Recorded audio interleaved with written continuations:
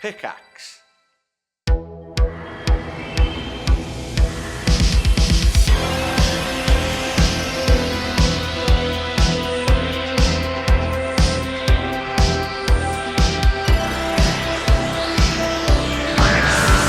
Hello, and welcome back to the Review of Death, your fortnightly home for Doctor Who news and reviews. I'm Matthew Toffolo. I'm joined as always by Billy Garratt-John. How are you doing, Billy? I'm alright, mate. How are you, mate? I'm good. Half asleep, but I'm good. That's the way of things. We never tend to record this when we're fully compass mentis, which I think helps. One of us is usually half asleep. I tell you what nearly put me half to sleep, but I hated it too much to actually doze off. A good man goes to war, but we'll get to that in a minute. A little bit of... let's not. But should we just talk about anything else? Yes, please. Wee bit of housekeeping, just to keep everybody in the loop with what's going on in the world of the Doctor of Who. The Sea Devil show, which I've actually forgotten the name of. The war between the land and the sea. Thank you. That has started filming. Yep. That's good. Russell Tovey and that lady, they are human beings. They're not sea devils. Yes. They've been seen in human garb. Isn't that interesting? Yeah. Now, where do we think this is being pitched? Because I know that it's difficult to gauge it still. Yeah. But from what we've seen, the little of the filming we've seen, do we think this is a Doctor Who straight down the line family demographic? Do we think this is going to skew younger, or do we think this is going to be tits, asses, blood and gore? Well, I'd heard it was a political thriller, so I'm going to assume it's maybe slightly older, but then it's got rubbery sea devil men in it, so, it's difficult, isn't it? But I guess that's Doctor Who in a nutshell, really. Obviously, we haven't seen any sea devils, so I'm, sort of nervous to see our first look at the sea devils, which will be like some bloke in a rubber suit having a fag around the back of his trailer with a head under his arm. I really hope that's how we get the image. There aren't enough monsters smoking these days. That classic one of this Revenge Cyberman puffing away. Yeah. I think there need to be, All monster actors need to be chain smokers. They need to be chain smokers. That is the barrier for entry, I think, is you have to be smoking 50 a day. I wonder where it's gonna be pitched as well, because as we understand it, it is a co-production with Disney branded television. And while in recent years they have decided to introduce programs and films onto their service that skew older and horror movies and all sorts on Star and all that sort of shit. Generally, their MO for original programming with the Disney logo on the front is to go for a more family audience. So I wonder if it's just going to be Doctor Who. I think it's going to be a family audience thing. I don't think this is going to be Torchwood 2.0. Yeah. No Sea Devil fucking in this series. I sadly not. That was what I was going to say. It's different with Torchwood because the Weevils, I remember as a kid, how old would I have been? Like 9 years old or something? Or maybe 9 when it came out. The Weevils were scary, and they're kind of the Buffy-esque sort of vampire makeup that was really popular back in the day of, all the angular things and shit, makeup, prosthetics. And the gore and what they did to people was like, okay, they're setting this stall out. This is not a Doctor Who monster. No. But the Sea Devils, like, how do you get around the fact that it is the stereotypical bloke in a rubber suit? In which case, why not make them an entirely different villain and not have to tie it to something that happened 50, 60 years ago? I don't know. I mean, well, we've seen with Empire of Death that this new version of Russell likes to do that sort of thing. So yeah. Well, who knows? The other thing that we sort of missed it between recording, but I think it came out just as we recorded. The guy whose name I can't remember is reprising his role from a great start. Sorry. Him. Yes. So I know the guy. He's got a great voice. Was he in Red Dwarf? Did he appear in a Dave Red Dwarf at some point? Quite possibly, yeah. He was in Batman Begins and The Dark Knight. Okay. And he was in Children of Earth, which I'd forgotten because I've only seen it once. I've not seen it since it aired, but I was quite surprised when they announced that he was in it. I was like, oh, that's cool. And then it was like, no, he's playing the same part he played back in the day. I was like, interesting. And I like stuff like that. You know, that's nice when you get that little through line. So, I mean, it's connected to Torchwood in that regard. So who knows? Maybe there will be some sort of Sea Devil orgy thing going on. Who knows? God, I hope so. Is that latex? Please don't use it on me. Right. So we have not spoken too much about the main show, current Doctor Who, really since the kind of week or two after the last episode went out. Yeah. And for good reason. You know, we want to preserve some sense of sanity. We want to, you know, enjoy Doctor Who. Exactly. But also, we've noticed that some people have sort of said, you know, they kind of get a bit down when we get down about Doctor Who and that sort of thing. And I totally get that. So if you don't want to hear us talk about modern Doctor Who and the nightmare we are all facing, then maybe skip ahead using the chapters on YouTube or scrub ahead on your listening service of choice. But this isn't necessarily news, but an interesting discussion point, I think. So Cultbox put out an article which didn't really have any new quotes or it wasn't an exclusive from Russell or Jane Tranter or anybody at the BBC, but it just collated some stuff over the course of the last few months and put into context what we might be looking at with Disney's decision to wait until season 2 has aired to make the call on whether season 3 is going to happen. And basically what this article boils down to is, given the 8 months of filming, and then I think they quoted between like 8 or 10 months of post, which they've only just started on season 2, incidentally. Right. If you put all that sort of stuff together and work ahead, we're going to have another gap year or another at least sort of 12, 16 months of no Doctor Who in all likelihood once season 2 has gone out. Now, obviously, we've just talked about the war between the land and the sea, and we know that is gonna plug the gap in some way. Yeah. But for a show that hasn't captured the audience that it wanted, I don't see there being any interest in this spin-off outside of Doctor Who fans, and we already know that is a small pool in the grand scheme of things. So saying that's going to plug the gap, I don't think really washes, or at least with me. And so we might be looking at season 3, if it does get commissioned, between commissioning, shooting, and post, coming out in like 2027. Right. And I'm just thinking, especially because we're talking about a season today for the main event of the podcast, which suffered from a split run. Yes. Yeah.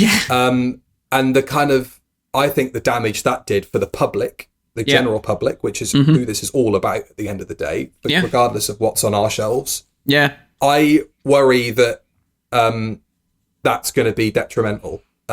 Leaving aside whatever we thought of season 1 and the decision to shoot season 1 and 2 back to back. Yeah. All of that out of the window. I think that if we are going to have at least 12 months with no new Doctor Who, I think that's going to add to any issues that may already be present. Yeah, I mean, I guess shooting 1 and 2 back to back, obviously we've criticised this in terms of, you know, you don't get that ability to look back on how a series was received and you can't tweak anything. But, you know, on the whole, it's kind of like, oh, well, that seemed like a good idea because then at least that's a big chunk of filming done. You've got 2 series in the bank. You know, there's no gap years there. Then, like you said, we've got the Sea Devil thing. On paper, that all sounds great. I kind of wonder if the BBC were kind of banking on Disney getting Series 1 back and going, we love it, we'll commission you. And then that didn't happen. And they were like, oh, fuck. Because so much of a big thing was made of like, oh, there'll be no more gap years. You know, under this new regime, there'll be no more gap years. We're going to make sure that there is Doctor Who content year on year. And it kind of feels like something shifted that maybe they weren't anticipating. And now we're sort of in this state again of like, oh, okay, Is this going to happen?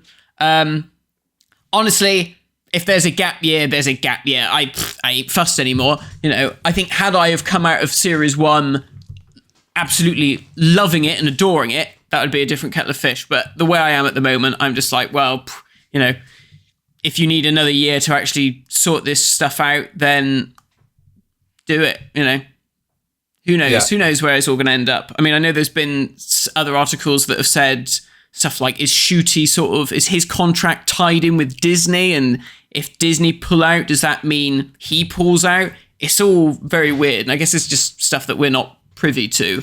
Yeah, and I think that is also why we talk about this stuff a lot. And we don't mean to kind of drag the podcast down by discussing it as often as we do. No. But this is a different scenario to what we're used to, because usually, whether it's by a leak or by something like us being down the pub and hearing something from someone, there is a bit more transparency with what's happening. And we don't demand to know what's happening at every twist and turn. No. But I think you've got to look at the bigger picture, and you've got to, because that's what Disney will be doing. And that's that's how all big media corporations run, is they'll look at the bigger picture and they'll think, if Doctor Who's stock is wherever it is in their eyes and through the eyes of the research they've got back through, at this level, while the show is airing year to year with a spin-off coming, which should, in theory, generate interest in the main show. That's why you do it. Yeah. And we come to the end of that period and it's not shifted upwards. Why would they bother? Why would they bother commissioning a third season? Yeah. It's brutal like that. It's not, they don't hold Doctor Who in the same esteem that the BBC do. No. They're dealing with properties that rake in 5, 8, 10, 15, 20 times more money every year than something like Doctor Who. Doctor Who being on their books, they've admitted, is a blip. It's a very small budget program for them. So in talking about it, it's just important to, not in a way of sort of softening the blow if the hammer does fall and we do lose Doctor Who in this form. Russell said that he'd do it on a shoestring budget because he's done it before. And that's grand as well. That's what it should be. Go on. Cheap and cheerful. We should have those T-shirts printed, cheap and cheerful. Cheap and cheerful, I think it's just important just to, every now and again, just give the show a pulse check. Not to necessarily talk about where we are with it, because we make it very clear where we are with it, but just to kind of keep people thinking about where this might be going, what might be happening. Yeah, it's always good to speculate. I think it's always interesting to have these conversations. Speaking about modern Doctor Who, I had a little delivery on Friday. Oh yeah, there it is. The new online exclusive Sonic, which I believe is coming out sometime this month on Character's website. Wait, listen to this. Did you hear that? Did you hear that little noise? I've seen that Adam Sandler movie. Yeah. Hello. It's good. I gotta say, I may not like the design as a sonic screwdriver, but as a Doctor Who gadget, it's really good. It's a great toy. It's a very fun toy. It's cool. I will always get a new Sonic toy. Yeah. A little bit cash strapped at the moment. And it's fucking impossible to get that shit out of here anyway. Yeah. But I don't know about justifying a purchase like that anymore. I mean, it's like back in the day, of course, when you had pocket money or when you had Christmas and birthdays coming up, or whatever just wanted to treat you. Cool. Yeah, I'd love a new Sonic. You're lucky you get it direct to your door where you are. I wish I could play with that Sonic, but nothing to do with the show. It's just I'm 28 now. I don't know if I can. I am a sad orphan. Gives you money in your bag. That's exactly it. And I'd buy all the Sonics that I wanted if that happened. A review of this will be coming to the channel soonish, as soon as I can record it. I've done most of it. I just need to edit it, really. But yeah, it's cool. It's a cool toy. I was looking forward to. I mean, the finish of it is stunning. The shininess is beautiful. Did they do a chromed version and then a version for Poundland? So this is like the chromed version, and then oh my god, they actually did do that. They have done that. So this is oh like, my god, I was taking the piss. This is like the light. What I forget what they call it, like electric metal finish, Deluxe. Or whatever they call it. Yeah, and it looks amazing. It looks that does like look great. Like it came out of the TV show. I've not seen the standard version, but it does differ. I think it's just more of like a flat sort of paint job, kind of like the older sonic screwdrivers. But I guess the price range will be, will reflect the difference. But it's cool. It's a fun, it'll be great to fun see toy. if that shifts units, because again, that's kind of what it's all about. That's why they do it. They don't do it for fun. They don't do it to have it on people's shelves necessarily. No. They do it for So we'll see how that all develops. Also, as a bit of housekeeping, we usually do it at the end of the podcast, but I thought, why not do it here? Patreon's always there. We had the Dalek tier list last week. Next week, although we've got to record it, is the Air Zone Solution commentary, which will be allowed. Oh Christ, yeah, we got to do that, haven't we? That's Matt being reminded. And plenty more fun stuff. I've actually been fiddling around with stuff looking into next year as well. So maybe some fun things happening around Halloween. We'll see what's going on. Yes. Oh yeah. Okay. Interesting. Interesting. Right. Let's dive straight into the cum. It's time for A Good Man Goes to War. Previously on Doctor Who, Amy becomes cum. We'll be saying those three letters a lot. Yeah. Where do you want to start, Matt? I mean, well, we sort of prepared ourselves a little bit for this, because obviously this is. I think it's fair for us to say this is where we both kind of started dropping off modern Doctor Who, because the arc just wasn't really doing it for us as fans. We're sort of in a good position because you and I watched Impossible Astronaut Day of the Moon earlier in the year. So when it started, I was like, oh my God, I'm not going to have a clue what any of this means. And then I was like, oh wait, we did watch that. So I we're basically up to date with it all, other than the Ganger stuff. That's the problem, I think when we did our review, we were like, oh, hang on, is this actually Amy now, or is this come Amy? And I think we were having that conversation as we were talking about it. Because there's the swap, and actually, I gotta say, I don't mind that. I don't mind the big reveal that Amy Pond hasn't been Amy Pond. She's been gelatinous semen for a few episodes.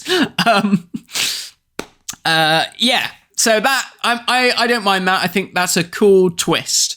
But it's just everything afterwards. I find this story to be a lack of story. It just feels plotless. Do you know what I mean? It just feels like it's a lot of hyperbole, and it's a lot of telling us stuff but not really showing us stuff. I don't buy any of it. Yeah, I don't buy any of it. I don't understand why this army is being put together to stop the Doctor. That I'm just like, what? I just don't get it. I mean, I understand why they tell us why. It's like, oh, because you're too powerful. We need to stop you. The fuck? Why? What? I think it muddies the waters. I was watching this because, we have the main villains, I guess, it's the Anglican soldiers. Yeah. What is his problem with Anglicans, man? What has he got against them? I mean, I'm not Anglican, but he's got an issue with them. I don't understand it. Clearly. Yeah, taking pop shots at them back then, and now this year he's like, fuck them Anglicans. It's a weird one, but, what did they do to him? The Anglicans are joined by the headless monks, who are sort of the monster of the week for this episode. Yeah. Why? Week with an A. Yeah, nice. I was just wondering when I was watching it, why this wasn't the silence, or what happened to the Church of the Silent. I know they come back in the finale for this season. Yeah. But let's just it's a mid-season finale, so this is the end of Series 6, Part 1, and then they go on a break and they come back with Let's Kill Hitler. Which, arguably even worse than this episode. We'll figure that out when we get to it at some point. But I was watching this. I've got it here in my notes. I put, let's see, where is it? It's quite incredible that they end this horse shit with a threat of an even worse story, because it comes up with the Doctor will return in Let's Kill Hitler. And Let's Kill Hitler. Oh, a bad man goes to war. Yeah. I was watching this with Stell, and when that caption came up, she went, "Pardon?" It was a proper. There were a couple of moments watching this where, she echoed my sentiments completely. Yeah. I won't say that I didn't set it up as going, "This is bad," because I did. But watching it, she took away exactly the same thing and was just like, Matt Smith's good, because it's the first time she'd watched Matt Smith as the Doctor. Oh, and, right, okay. He's the best thing in it, but it's pretty poor all round. Yeah. And it is. But yeah, thinking about all this stuff, like a mid-season finale, like how far ahead in advance was this planned? Did you think leaving it off like this was a good idea? Because when we come back, it's like, oh yeah, the silence, they were in the first one of this run months and months ago. Yeah. Why not move the reveal of Come Amy to the end of this episode, and then you have a proper what the fuck's going on? Yeah, that would have been a really good cliffhanger ending. Yeah. Because at the River Song thing, I feel like most sane people guessed that anyway. As soon as it was telegraphed. Telegraphed. As soon as she's like, I'm going to call my daughter Melody, you're like, oh, okay. Right. Yeah. Song, yeah. Pond, river. Oh, yeah, okay, I can see where this is coming from. Even in the first scene where we see River and she's breaking back into the storm cage and Rory's there, the way that she reacts to everything that's going on, like knowing that she can't be there, but she can, just right at the very end, so she doesn't meet the cum version of herself. Yeah. All of that stuff, it's very, very telegraphed is the only way I can put it. You can see it coming a mile off. Yeah. People have been guessing it for weeks up until the reveal. And then I remember when it happened, there did seem to be like a bit of a sentiment on the internet of like, yep.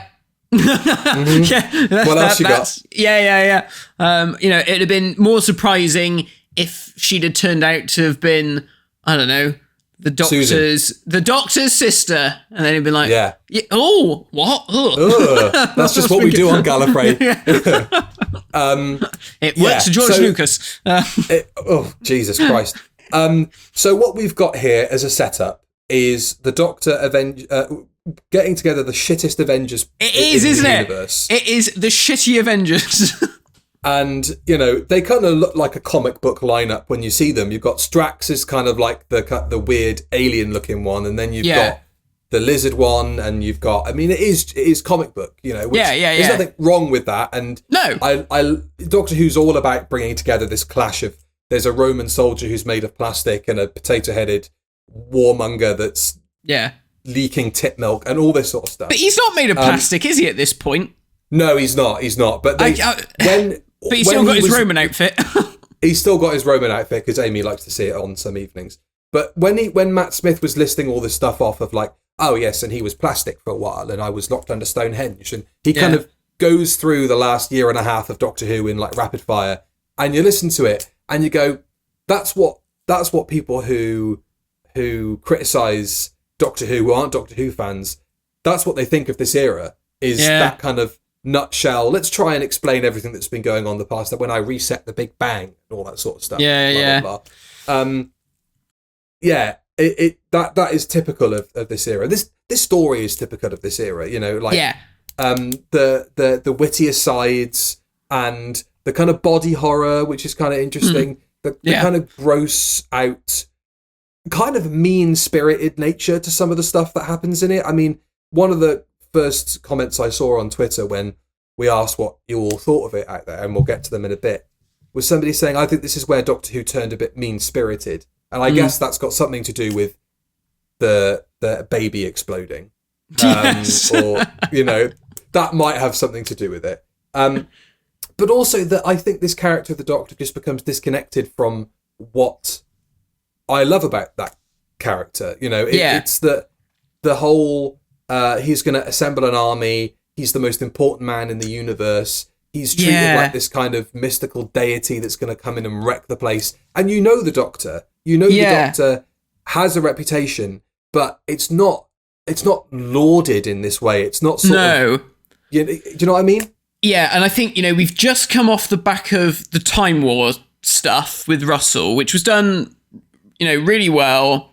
And then you have Series 5, and it kind of feels like, okay, let's put all that aside, and let's just let the Doctor be the Doctor. Let's just let him be this guy that bumbles around through time and space, and hey-ho, that's it.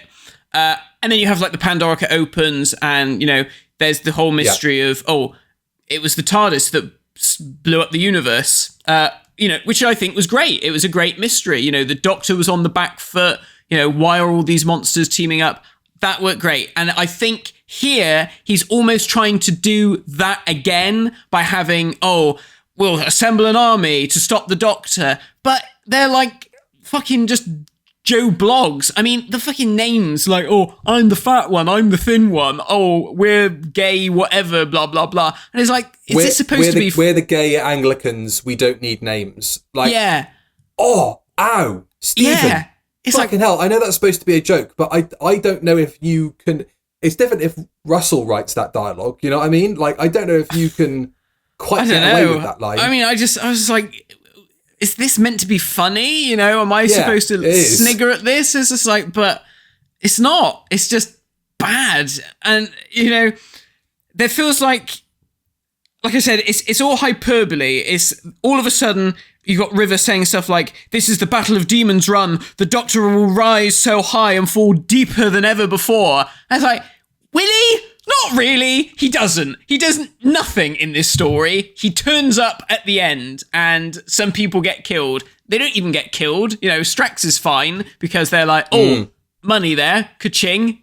We'll use him again. And it's like, he fought in the Time War. He blew up all of Gallifrey and all the Daleks. I think you can't sink much lower than genocide of your own people. Can you really? I think all those monologues... I've just let your baby turn into spunk. Sorry about that. It's probably one of the worst days I've had. Yeah, on the face of it, this is sort of like a 3 out of 10. I've had worse, but I think those monologues are written first, because it's sort of they're the most most clever. Fucking listen to me.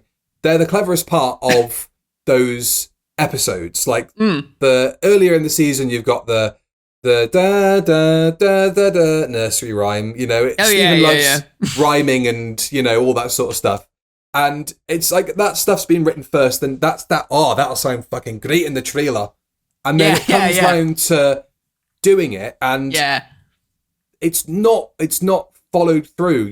Like the Doctor will fall lower than he ever has before. He'll walk in a room and see the people that he assembled himself and put in a dangerous situation, either half dead or dying.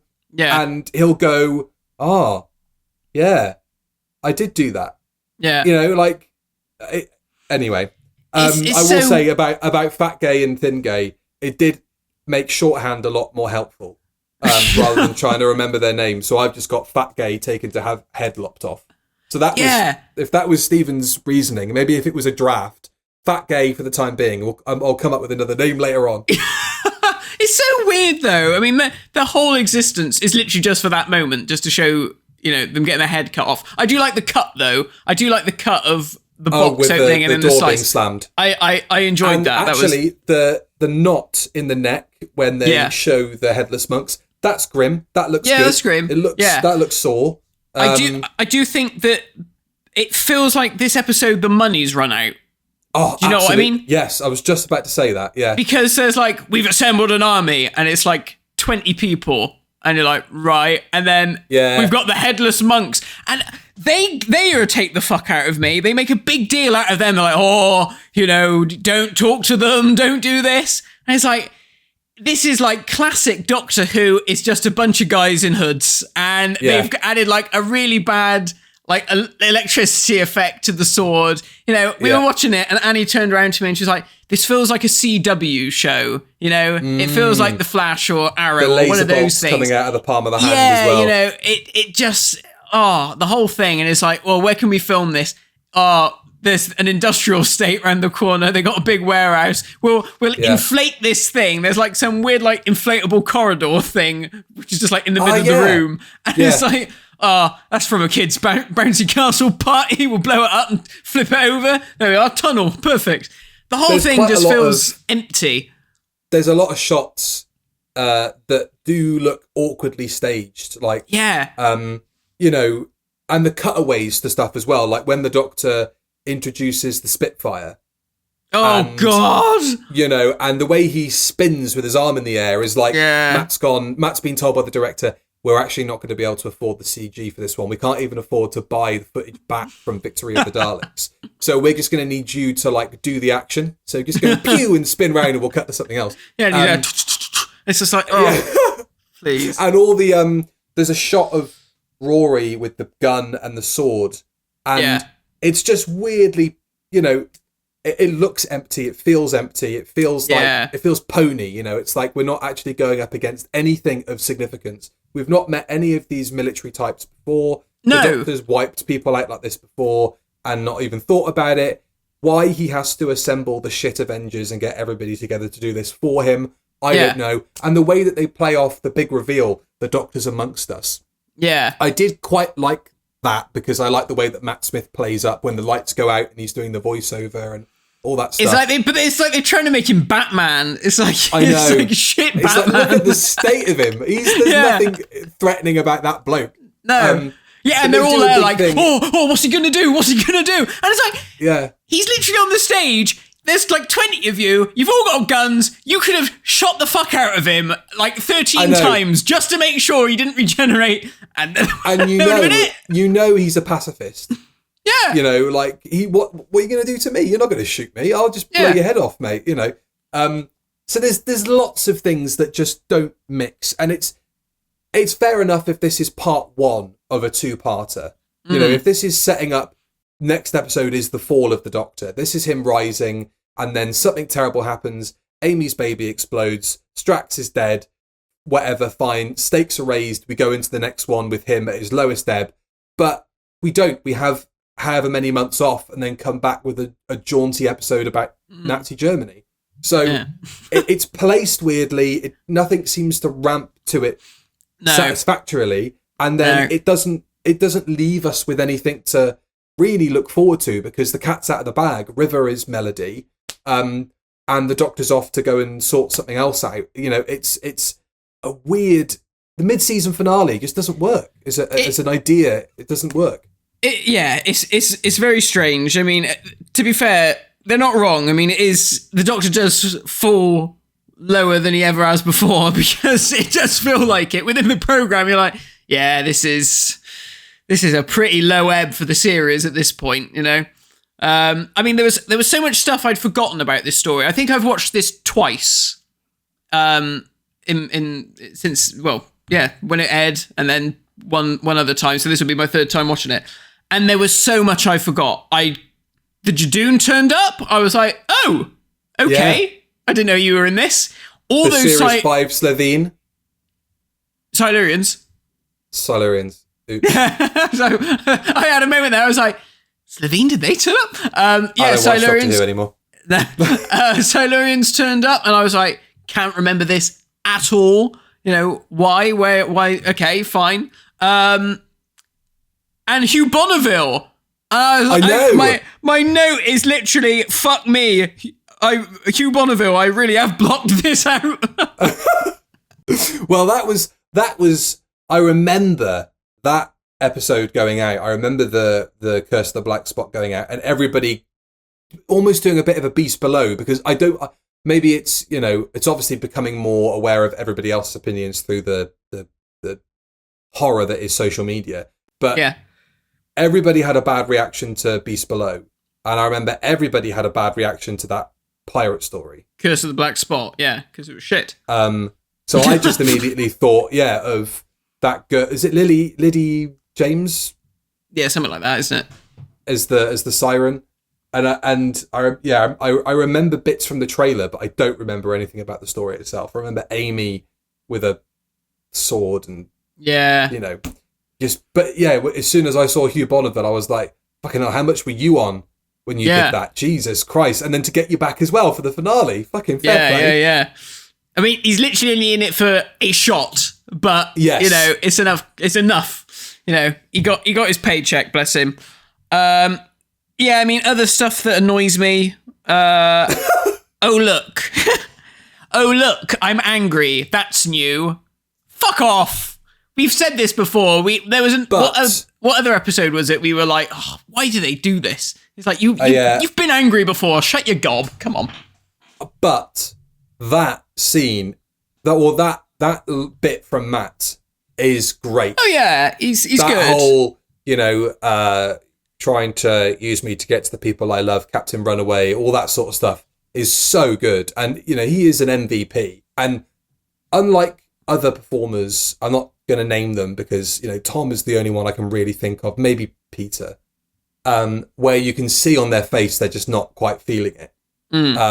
Matt never lets a bad script or fucking slog of a scenario get him down. Like, he powers his way through it, and he always does it with loads of energy. Like, he is always moving, he's always being physical, and he is great. And I appreciated seeing him on screen in this because he brings a weight to it that the script doesn't and that the action doesn't. He's the highest quality thing in the whole story. Talking of the team up and people coming into it, did you see the credit for Russell in the end credits, or were you already putting on Pyramids of Mars? No, we watched the Android Invasion, actually. Very nice. No, there's a credit for Russell, crediting him for creating the Jadoon and the Ood, because Ood Sigma was in this, but was cut. He was one of the merry band of aliens that turned up at the end. What? What the fuck? I know. Would have been... The pacifist Ood turned up to kick some ass. I'm here to kill you. Sorry. Yeah, weird one, that. Weird. Speaking of things that were cut, so this is the introduction of Vastra and Jenny and Strax. Honestly, when Vastra turns up and says to the Doctor about, like, oh, when you found me in the underground killing miners or whatever, I was like, Christ, that sounds good. I want to watch that story. That's a Doctor Who story. That is actually a Doctor Who story. That is meat and potatoes Doctor Who. Not this. Assemble the Avengers and, oh, look at me. I'm big for my boots. All that shit. Ugh. But yeah, that sounded good. But she comes in as, I guess, as a replacement for John Barrowman, because Captain Jack was supposed to be in this. And he was supposed to be decapitated and then turn into a headless monk. And that's how we get the face of Bo, because his head got chopped off. Oh, nice. Apparently so. But there is a moment in this story where we were just like, this is so weird. And it's clearly John Barrowman's lines that Vastra is saying. And it's when they're having the conversation about Amy and Rory's daughter and the fact that she's like part Time Lord. And Vastra's sort of saying, like, oh, you told me all about your people and how you looked into the untempered schism. And we were like, what the fuck? Why would he tell you that, of all things? What's going on here? And then it dawned on me that Barrowman was supposed to be in this. And he's like, oh, wait, he did tell Captain Jack all that. He told him all that in Last of the Time Lords. That's your dialogue. And I kind of feel like, oh, maybe there was a better way to approach that stuff, because it just feels random that, like, oh, okay, we're meeting this character that we've never heard of before, but for some reason they're like busy mates. What? Well, there's a lot of that in this. There's Lorna Bucket, which is a very Stephen Moffat name. Oh yeah. Who comes in? Bouquet's niece. Yeah, sorry, Bouquet. I apologize. She comes in and has a whole thing where she met the Doctor when she was younger. So it's sort of like a a weaker version of when Captain Adelaide saw the Dalek at her window. Yeah. It's a similar sort of thing. And she met the Doctor on a planet and, a sort of hero worshipped him. And but for some reason has joined up to join the army that's going to take him out. Yeah. Fine. Just so she can meet him again. Just so she can meet him again. And they have a scene which I think is supposed to be... That's like Doctor Who fans being like, I'm gonna go into the medical profession and work at a local hospital to an actor, just so that when they're on their deathbed, I might get the chance to meet them. That's why anybody who's a Doctor Who fan gets in the TV industry. I'm going to get in the TV industry to one day work on Doctor Who. Here I am 6 years later doing photocopying in the office for Dickinson's Real Deal. So they have a scene at the end, Lorna, who gets killed in the shite battle. And the Battle of Demon's Run, which there's about 3 people present for. Yeah. And they have a moment where the Doctor's like, I remember you. And it's supposed to be played off like a real sort of heartfelt moment where, we ran, didn't we? Yeah. But I was just watching it going, he doesn't have a fucking clue who she is. And he's doing a really bad job at like pretending. It's like, we ran because I guess... if I met you, there was probably danger and we probably took off together. And she went, no, we actually just had a really quiet sit down cup of tea and you told me about your life and I thought you were great. We were in the queue at the chip shop. Yeah, I know. It's hilarious and doesn't, I'd forgotten about that character. Yeah, and then she popped up and then I kind of remember people going, Lorna Bucket.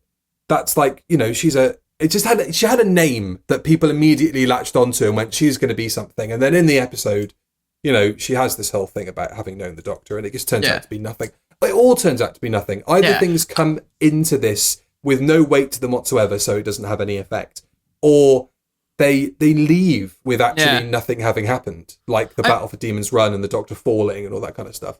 Yeah, I mean, I like the fact that the Doctor clearly doesn't know who she is, and then afterwards he's like, who the fuck was this? He has that moment. He's like, who was she?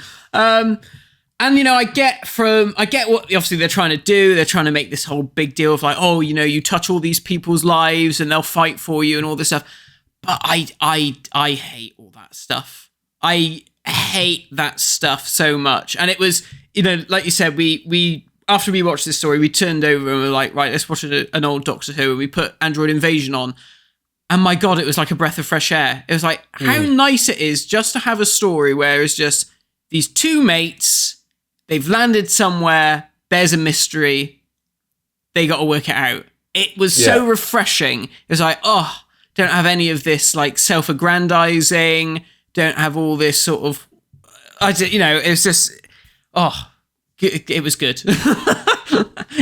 Android Invasion is not a classic by any means, but he's adding it to the list. Android Invasion. No, I was actually going to ask, because I was looking through my notes thinking of where to go next. So Melody is obviously Amy's baby and is being kept because she's going to be a weapon. She's going to be used because she's half human, half Time Lord, because Amy and Rory banged on their wedding night in the TARDIS and she's got like TARDIS Artron energy or something in it. Yeah. I did like Matt Smith piecing it together. Yeah.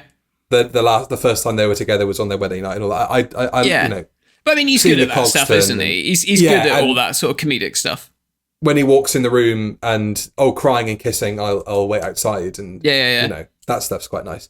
What was the weapon that Melody was supposed to end up being? Does that get picked up again at the end of the series? Is it just that she's the astronaut to kill the Doctor? Is that it? I guess so. But I thought they were talking... Oh, yeah, because it's going back. Yeah, see, this is the trouble. Yeah. It's all that timey-wimey, wanky nonsense. Yeah, widdly, wanky, timey-wimey. Yeah. I guess this is the thing. This is the thing that obviously turned people off, is that they got confused by, oh, wait, this stuff's already happened. Hasn't happened. It's happening. Has it yet? And then there was a gap of however many months. And then by the time they come back, they're like, fucking forgot all this shit. And the show hadn't bothered to like go, okay, here's a refresher. They just went, well, no, we'll have a run around for the first 45. And then what happens after Let's Kill Hitler? I can't even remember what follows all of that. It's God not really knows. until you get to the finale that anything happens anyway. Yeah, there's that terrible Cyberman story. There's Night Terrors. Oh yeah. Okay. God Complex. Well, they're That's all actually kind good. That's good. But they feel way more standalone than the first half of the series, because obviously you've got the Ganger 2-parter, which really would have been cool to do before this, because it would have given a bit more weight to stuff, I suppose. But then all of that is dispensed with anyway, because when Amy does turn into Gunge at the end of the previous episode, and the doctor's asked about it, he goes, well, I knew that she was flesh shortly before we met in the USA. And it's like, fine, okay, cool. But like that, for the audience, that's like, we've had something kept from us. And that's, again, classic Moffat is like, oh no, this has been happening the whole time. I just haven't mentioned it yet. But when I will, it will be a, whoa. And it's like, well, no, because it's not been earned. Like, that's not, I'm not rewarding you with a reaction by not giving me something to go off of before you made this grand reveal. And Melody, at least, is so telegraphed that, you know, you can see it coming and the revelation is the revelation. But because it is so telegraphed, it's not rewarding as well, because you're like, well, clearly that's what this is leading to. I mean, they try and put like a few red herrings in, don't they, throughout the story? They kind of lean into the idea of like, oh, did Amy sleep with the doctor, and is Amy's baby the doctor's baby? Because you have and even like who the good man is in the title, because it's like it seems to be the doctor, but then actually the dialogue changes and it's Rory. It's Rory, The whole episode is about a good man taking people into war for him, so it should actually be the doctor. That's a bit confused. It's weird. It is odd. And then, you know, even at the end when, oh, you know, she's part Time Lord, you know, your first assumption is, what, did the Doctor and Amy bang? You know, is what's going on? Yeah, and they keep kind of trying to poke at it, like, maybe. And then you obviously got the stuff with the Doctor's cot as well at the end, which is, again, just, you know, whose cot is it? I don't know why he's so coy about that.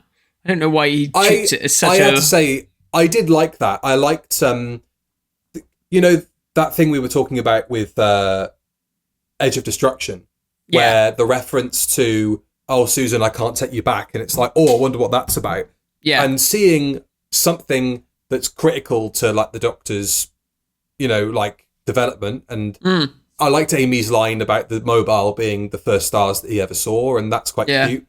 But it doesn't say anything, which is nice. It doesn't like reveal something about the Doctor, which then Stephen becomes obsessed with the name of the Doctor and, you know, am I a good man and all that sort of stuff.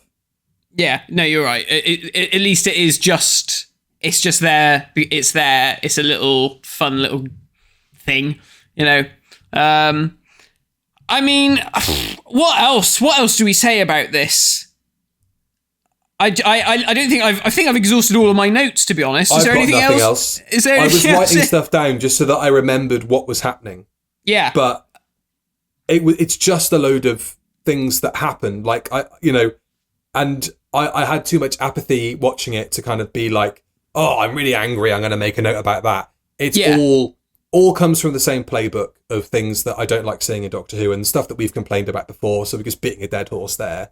Yeah, and you said it perfectly at the beginning. This is just, you know, there's no story. It's just a setup, and then you know, it ends. You know, there's even when the thing that set up happens, the war, the Battle of Demon's Run. It's not executed. The battle in the warehouse with 3 people in it. It's not executed that well, but then you forgive Doctor Who for that, and we would forgive classic Doctor Who for that. So it's not necessarily fair to bash this over the head for that reason. But there's no real emotional weight to it. You know, there's a charm when old Doctor Who does it. Yeah. When you watch this, you just go, you've got no excuse. You've got all the money in the world. You should know better. Come on. I mean, but the only positive I put was that sequence of the Cybermen. So it's the first time we see the Cybermen without C's on their chest in the new series, which I remember was exciting for people because they were like, oh, are these our universe's Cybermen? And then I think Stephen Moffat came out and said, yes, they're from Mondas originally, and they've met up with the Cybersmen at some point and gone, oh, we'll have a bit of that. Thank you very much. Copied their plans, yeah. Yeah. But the spaceships in the background are modelled after the spaceships from the Invasion. And I put down that is the best thing about this story. Is that what gives it a point on the 0 out of 10 scale? Yeah. Nice that proper Cybermen, in inverted commas, turn up, and nice that they actually have their proper ships. What are you going to give this out of 10 then? Oh my god. I don't know. There was a bit here. There's a bit here where I've put the Doctor turns around when he's talking about I speak baby. That business. So he's like, oh yeah. He said, I speak everything. And I've put bollocks mainly. There you go. Madame Kavarian. Madame Kavarian. I thought we were going to try and avoid talking about her, but let's go for it. I've put here, Madame Eyepatch is such a nothing character that she might as well be a walking twirled moustache. Yeah, that's exactly what she is. I mean, there's nothing to the character, for a start. Do you know what would have been better? It would have been better if Lorna Bucket turned out to be her and she didn't actually die on Demon's Run, and it was like, oh, you left me for dead and I became so disenfranchised with you, Doctor, you fucking twat, that I was gonna grow up and destroy you. Exactly. What if Madame Kavarian, the reason she assembled this army is she's the heel version of Lorna, and so she's like, I'm gonna get back at the Doctor for that. But it's not. It's just we want the child, and it's like, okay, fucking child catcher extraordinaire. Good for you. We need to fight you in this endless war. Endless war with who? With you. And you're like, why? What the fuck? And I hate all this stuff. Like this endless battle across the cost. Oh, it's over. Oh. Yeah. It's like, and the Doctor should be like, I've never fucking met you. I fought the Dalek. I've been fighting the Daleks for the last 50 years, and the Cybermen. Who are you? You're nothing, love. Mrs. Eyepatch. What the fuck? Piss off. I bet you're not. I bet you've got a perfectly good eye underneath that. Yeah. I bet you have. I bet just like Guy Crayford. We're going back to Android Invasion for some reason. A much better story. It's just like, oh, what is this? If we're like, surely the Doctor's just like, why am I wasting my time with this lot? Oh, I eat people like you for breakfast. Come on. Yeah. Oh, I tell you what, talking of eating, the one line that I did get a slight, well, it was more of a Roger Moore eyebrow raise out of me, was Vastra saying to Jenny, why do you stay with me? And then she flicks her tongue and kills the guy, and then they look at each other. And, that needed just a little, a little, or maybe a comedy carry on slide whistle, Yeah. Yeah, really. Those poison sacs in the tongue really sting on me, Minge. So I'd rather you didn't do that. Right, that's the best thing that's ever come out of A Good Man Goes to War. Is that line? I'm not going to give it a score because I have so much apathy for it. I can't score it, but I will say. I turned to Stella at the end and said, "What did you think of that?" And she said, "I liked the embroidery on the prayer leaf." So that's my out of 10. Wow, okay. Well, I will use a quote from the episode, which was, all this was for nothing. Nice. It was. Out of 10. I've also put here, Russell said to rewatch this finale so that his didn't look so bad. That might have been the only reason why. I mean, genuinely, I completely forgotten that was the incentive for watching this. Not that we needed an excuse, I suppose, to take it off. Johnny actually watched this one with us because he came down to watch it, and we were like, "Oh, Johnny, don't, please." And he was like, "No." He said, "I've not seen this since it aired, or I think he's watched it once since." He said, and "I can't remember it at all." And he was just dumbfounded throughout. He's just like, "Oh my god!" So then, when we did put on the Android Invasion, it was like, whew, sweet relief. we had to do the same. As soon as it was over, we just started Mad Men. I was like, get fucking Mad Men on. We need to watch some some good shit. Put a decent show on. Yeah. Let's have a look at everybody disagreeing with us in the Twitter comments. @_who photography on Twitter says, say what you will about the rest of the episode, but the scene where the Doctor comforts Lorna while she dies is one of my favourite moments in the new series. Of course, the Doctor doesn't remember her or hasn't even met her yet, but lies so she dies in peace. Gorgeous scene. @A Bradley Stocks, great performance from all involved, particularly Matt and Karen, who are amazing. The Paternoster gang and Dorian are lots of fun, but it's too art heavy and too much. Oh, we haven't even talked about the fat blue guy who gets his head cut off.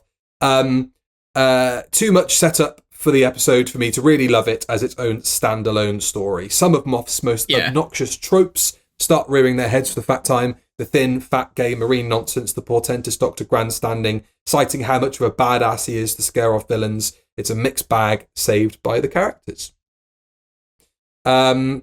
Vicky X Lee @Vicky X Lee on Twitter. I know you're probably going to roll your eyes and hate me for this, but I genuinely think A Good Man Goes to War is one of the best New Who episodes, and it's one of my top 10 Matt Smith episodes, a damn near 10 out of 10. Vicky, you've been a very generous supporter of the Review of Death for a very long time. I see you in the comments and liking stuff and sharing stuff. But get the fuck out of it. We have to let you go, Fred. James James K348. First time I watched this was 2014, out of order with the rest of the series and with zero context. Safe to say, I was baffled. Last time I watched this was in a marathon of Series 6 with all the context. Safe to say, I was baffled. Which I think is... It made more sense the first time round. It probably did. A couple more. Hey, it's Luke Lane. I truly believe this is where Doctor Who started its decline. Yeah. But it was the first episode I watched live, kicking off a tradition of watching new Doctor Who airing with my grandmother. It was a fun story with a big twist, but later episodes just didn't feel the same as series 1 to 5. And finally, Byron Davis. It's one I didn't care for at all on first viewing and have become a big fan of since. Series 6 is really expertly constructed TV that was tailor-made for streaming a few years too early. These are the kinds of arcs the show needs to be doing now. I kind of understand that. If you're binging it, you're getting bang, bang, bang, bang, bang, and everything's still fresh in your mind. Yeah. But week to week and month to month with this break between part 1 and 2, I think it doesn't quite work that way in real time, you know? No, not at all. There's one more opinion that I noted down because I tweeted out that I was watching this story, and our mate Cliff, aka Badgerman Badger, said, "A good man goes to shit. A good show goes to shit. A good show goes to shit." Sorry, I fucked your quote up, Cliff. Sorry, mate. A good show goes to shit. And I think that's right. I think this really is the moment where it's all starting to unravel. Because I loved Series 5. I thought Series 5 was like a real shot in the arm. And I was like, oh, this is good. And then suddenly you're like, oh, it's like the wheels are coming off. And you're like, where is this going? Nazi Germany, apparently. Yeah, das ist richtig, yeah. And we'll come to that episode next week. No, I'm joking. I'm not doing that. Please don't. I would. I'll give us a couple of months going off on years, please, before we come back to this. So that is A Good Man Goes to War. Next time on the Review of Death, it's going to be a Pickaxe Week special. We do this every year. And Pickaxe likes to promote the podcasts that it puts out. And for Pickaxe Week, we are doing something very special. It's an episode that we've wanted to do for a really long time and was part of the list of episodes that Russell gave out that had absolutely nothing to do with his finale, but it's a good excuse to watch it anyway. We are doing Spearhead from Space, nice. Which I am thrilled about. And it's one of my earliest memories of Doctor Who is watching scenes from Doctor Who Night, and that being a moment that really captured the imagination. It's a start of a fantastic series. It's a kind of what if Doctor Who was produced by ITV on film, like The Persuaders, and done like a Thames Television thing or an ATV thing. So that is what we're going to be doing next. Really cool. week. We've done a lot of John Pertwee this year. We've done a lot of John Pertwee. Yeah. And we'll redress the balance with the lack of Patrick Troughton, which has been quite staggering this year. Yeah. But we'll get round to it. We'll chuck him a bone in the next couple of months. Lovely stuff. Well, thank you all for watching. If you hated everything we said about this story, let us know. Otherwise, we will see you next time for The Spearhead from Space, which I believe is going out on the 23rd of September. Live on... Yes, it won't be a regular Thursday ep. Yeah, it will be live on Twitch, on Yogscast's Twitch, and then it will also be here afterwards. So, wherever you want to watch it, if you want to watch it when it goes out, I think it's at 6-ish GMT, BST, or whenever it is. I don't know what, summertime, GMT, whatever. Yeah. UK time, yeah. So see you then for Spearhead from Space. Goodbye. Goodbye.